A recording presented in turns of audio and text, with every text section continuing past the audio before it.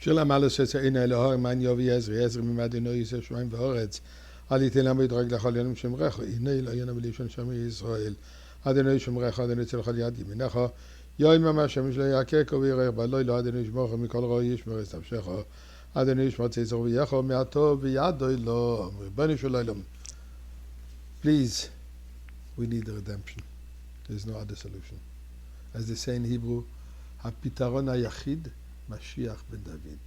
So let us give a little bit more tzedakah, and we certainly hope that the Torah, Tefillah, and tzedakah that we are sharing will hasten the coming of the Geulah. Friends, there's a lot of talk lately about the rise, the ugly rise of anti-Semitism. It's free season on Jews. Jews are being attacked all over. Brooklyn, England, all over the world. The hatred has somehow expressed itself in aggressivity, endangering Jews. I mean, what's happening in Israel is tragic every day. We hear of more attempts and sometimes, unfortunately, successful murders by those terrorists. Are we to despair? Is there anything maybe good coming out of this? So certainly we don't want it, and we don't want anything good from it. But yet, it is happening. So let me give you a perspective, actually not even perspective, a story. And the story goes as follows. There used to be a very famous Israeli journalist, Tzvi Yechezkeli. Tzvi Yechezkeli was a very secular Israeli, strongly identified as a secular Israeli.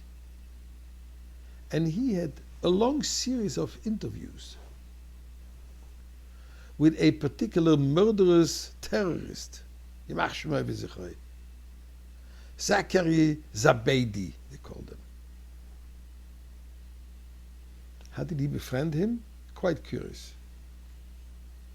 Yechezkeli, as a journalist, came to cover the funeral of Zabedi's deputy commander of the Al-Aqsa Brigade in Jenin. He was killed by the Israeli army, and in fact, Zabedi fired a bullet at him, at Yechezkeli. God wanted this bullet to miss him, and it passed over his head. And then Yechezkeli had this powerful desire to interview this murderer and get a feel what makes him tick. What is it? Why does he hate? So listen to a conversation that he reports. Zabedi asked me, who am I? And how do I define myself? Instead of me asking him questions, he's asking me. And I replied that I was an Israeli, an enlightened Israeli, a beautiful Israeli, a Tel Aviv Israeli. One that could even sit with someone like you, like him, he says, for a meal on a slaughtered lamb.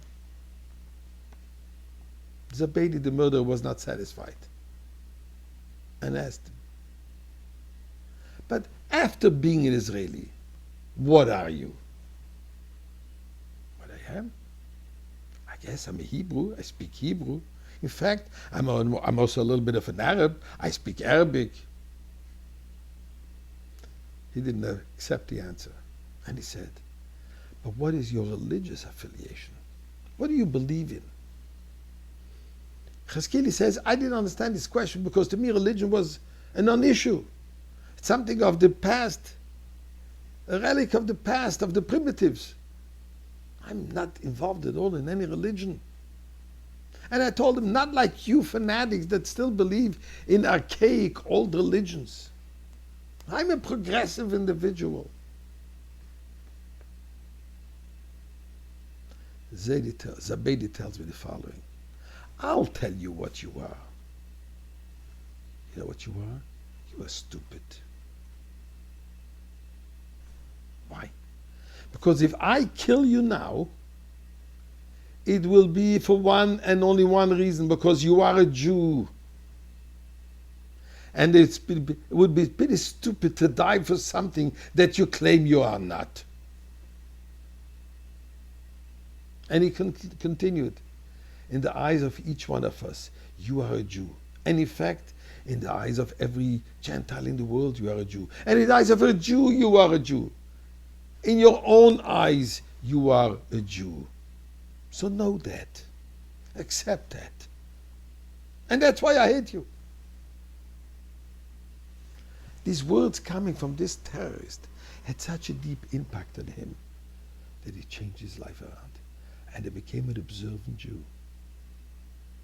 So we don't want them to remind us that we are Jewish, but somehow they are. So Rabbi Zushe, enough of this hatred. We know we're Jewish. We know we belong in the Beis Hamikdash.